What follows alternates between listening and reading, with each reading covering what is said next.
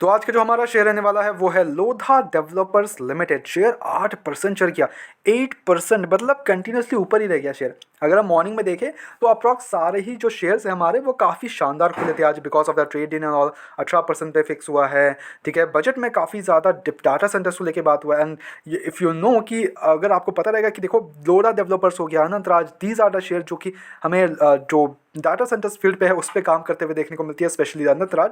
मैंने उस पर अलग से वीडियो बना दिया, प्लीज़ जाके आप चेकआउट कर सकते हो। लोधा डेवलपर्स पे आए यहाँ पे तो शेयर का जो ऑल टाइम हाई है जो कि 1500 के अराउंड है, वहाँ से शेयर अच्छा करेक्टेड है। एंड ये जो 7% भागा है, दिस इज लिटरली नथिंग।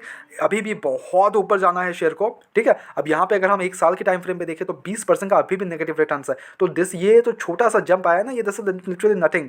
तो क्या ट्रेंड रिवर्सल के संकेत दे रहा है हमें? फिर से 1000 के लेवल से क्रॉस किया, तो क्या रिवर्सल के संकेत है? कैसे हैं कंपनी के फंडामेंटल्स? वो क्वेश्चन है। बिकॉज अगर कंपनी के फंडामेंटल स्ट्रांग हैं तो नो डाउट हम इसको एडप्ट कर सकते हैं। You just have to have the patience, ठीक है। सिंपल सी बात है, पेशेंस रखो, eventually it will give you a great amount of returns. तो क्या इस शेयर में भी रिवर्सल हमें आते हुए देखने को मिल रहा है? क्या इन फ्यूचर हमें यहाँ पे अच्छा एक जंप आते हुए देखने को मिलेगा? शेयर फिर से 1500 के लेवल से क्रॉस करते हुए देखने को मिलेगा? चीज़ों को थोड़ा समझेंगे, because I know already invested हो काफ़ी ज़्यादा लोग, आप लोगों ने भी इन्वेस्ट करके रखा है, तो ऑब्वियसली आपको भी डाउट्स आ रहे होंगे भाई 1500 शेयर 1000 रुपया में आ गया एंड वहाँ से भी गिर गया था शेयर ऑन मार्क। अगर हम बजट दे के देखें, दिन देखें, तो उस दिन तो मतलब क्या ही हो गया था सीन, मतलब बहुत ही ख़राब था। सडनली बहुत बड़ा एकदम लाइक 900 के आसपास शेयर आ गया था। फिर अब जाके एक अच्छा रिवर्सल देखने को मिल रहा है। चीज़ों को थोड़ा समझते हैं, फंडामेंटल समझेंगे एंड रिजल्ट्स पर्सपेक्टिव से भी थोड़ा सा समझेंगे। एंड अगर देखें तो ट्रेड डील वगैरह जो 18% पे फिक्स हुआ है उस पर डाटा सेंटर्स वगैरह को देखो, बजट में तो फोकस मिल गया डाटा सेंटर्स, ठीक है। अब जो नेक्स्ट है वो trade deal and all semiconductor, and then ये ट्रेड डील्स के बाद ये जो सेक्टर्स है, रियलिटी इंडेक्स हो गया, ये काफ़ी ज़्यादा गिर गए थे। अब जाके ये धीरे धीरे एक रिवर्सल लेने की कोशिश करेंगे। तो थोड़ा समझते हैं क्या चीज़ें हमारे लिए हो सकती है और किस लेवल पर हम एंट्रीज वगैरह ले सकते हैं। एंड अगर हम आए यहाँ पे तो देखो की पॉइंट्स जो अगर आए कंपनी के, तो let me give you a, देखो कंपनी रियल स्टेट डेवलपर से बिलोंग करती है, रियल स्टेट डेवलप करती है, you know this, okay. Government geographic project portfolio जो है कंपनी का, एंड ब्रांच देख लें, Lodha, Casa, crown and land reserve से कंपनी का अप्रॉक्स 600 मिलियन के आसपास। एंड ऑपरेटिंग परफॉर्मेंस जो MDL record pre sales 14.4 billion. New project जो है कंपनी का वो है आपका एमडीएल एडेड प्रोजेक्ट्स हुआ 210 billion in FY24 with 14 saleable area and launch 12 projects, okay. And जो प्रोजेक्ट पाइपलाइन है कंपनी का वो है ग्रॉस डेवलपमेंट वैल्यू जो है adding 4 projects in Pune and Bangalore. The robust launch pipeline of micro market expansion in MMR, Pune and Bangalore plan GDP of 210 billion.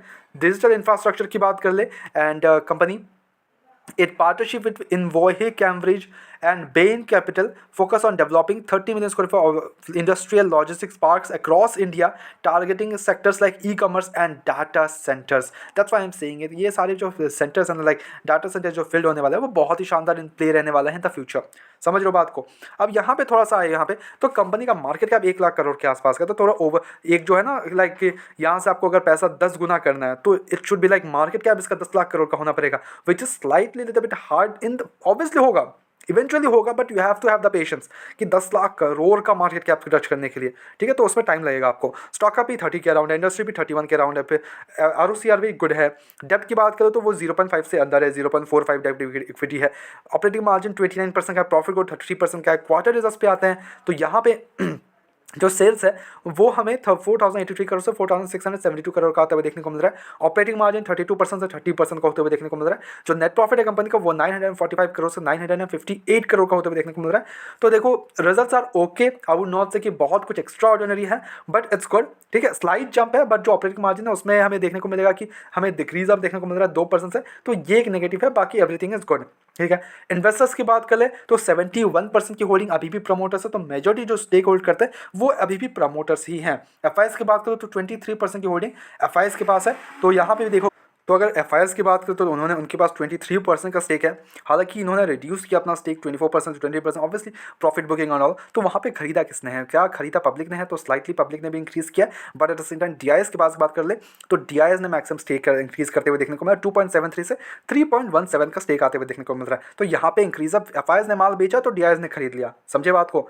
But क्या exposure बढ़िया है? तो एक्सपोजर यस, एफआईएस और प्रमोटर्स के पास बहुत बढ़िया स्टेक है। डीआईएस के पास एक मिनिमल स्टेक है 3% का। पब्लिक के पास यहाँ पे काफ़ी काफ़ी कम स्टेक है। Okay okay, it's a good sign here also, ऐसा कोई इशूज़ नहीं है, ठीक है। पीयर्स में जाके देखोगे तो कंपनी का काफ़ी ज़्यादा कंपनीज मिल जाएंगी जो कि इस फील्ड से बिलोंग करती है। देखिए आप DLF, Lodha, Prestige, Phoenix, Oberoi, Godrej, Anantraj देख लो। तो इनमें अगर डाटा सेंटर्स प्ले देखोगे तो लोधा डेवलपर्स और अनंतराज मैक्सिमम है, ठीक है। जो मेजॉरिटी है वो ऑब्वियसली अभी तो अनंतराज के पास है, बट इन फ्यूचर पता नहीं। At the same time Anantraj को भी देखो तो 20,000 करोड़ का मार्केट कैप है, तो वो 1 लाख करोड़ 4 गुना हो सकता है आपका पैसा, बट लोधा को 4 गुना ऑब्वियसली लाइक 4 लाख करोड़ का मार्केट कैप होना टच करना पड़ेगा, तो काफ़ी ज़्यादा वहाँ पे थोड़ा सा प्रॉब्लमेटिक है। But as a long term play बोलूँगा बहुत बढ़िया है, कोई इशूज़ नहीं है, ठीक है। लॉन्ग टर्म प्ले के हिसाब से बहुत बढ़िया है। हाँ, आपको अगर लॉन्ग टर्म मतलब लाइक लार्ज कैप से नहीं, आपको लार्ज कैप चाहिए, आपको अगर स्मॉल कैप मिड कैप वाली कंपनीज चाहिए तो आप अनंतराज वगैरह को सिलेक्ट कर सकते हो। अगर आपका एक कि हाँ आपको सेफ रहना है, सेफ खेलना है, तो आप लार्ज कैप में आप डीएलएफ को ले सकते हो या फिर लोधा को ले सकते हो, तो इनमें से आप चूज अप कर सकते हो, that's totally up to you. Okay, but क्या एंट्री लेवल है, ये बढ़िया लेवल से, तो आउट से कि देखो 1000 रुपये के आसपास आप एंट्रीज ले सकते हो। वहाँ से अगर गिरावट होता है तो वहाँ पे आप फिर से अपना 25% डिप्लॉय कर सकते हो। मैं ये फ्रेश एंट्री के लिए बता रहा हूँ, ठीक है, आप ये डिप्लॉय कर सकते हो। अगर आपको एवरेज आउट करना है, आपने ऊपरी लेवल पर खरीद के रखा है, तो आप इस लेवल्स पे भी एवरेज आउट कर सकते हो, कोई भी इशूज़ नहीं है। ओके, बट जो आपका लॉन्ग टर्म प्ले होना चाहिए, ये लॉन्ग टर्म ही होना चाहिए, ठीक है। ये प्ले कोई छोटा मोटा प्ले नहीं है कि हाँ आज बेचा, आज खरीदा, कल बेचा, ये वाला सीन नहीं चलने वाला। You have to have the patience कि आप इसमें आराम से बैठो, एक लॉन्ग टर्म प्ले के हिसाब से बैठो। यहाँ आपको बहुत बढ़िया पैसा बना के देगा in the next 5 to 10 years, बहुत बढ़िया पैसे बनने वाले हैं this kind of shares, okay, जो कि डाटा सेंटर्स प्ले वगैरह कर रहे हैं। ओके, तो ये मेरा ओनली सजेशंस है, तो don't take as a buy and sell recommendation, just ये सजेशंस है, ये टोटली माय ओपिनियंस है। तो प्लीज जस्ट इन सजेशंस के तौर पे लो, एजुकेशन पर्पस के तौर पे वीडियो को लिया जाए, and then go ahead do your own research as well, and then make the investment. Blindly किसी भी विश्वास इन्वेस्टमेंट्स ना करें। ऐसे रेगुलर अपडेट्स को चैनल को सब्सक्राइब करो, वीडियो को लाइक करो। मिलते हैं नेक्स्ट वीडियोस में।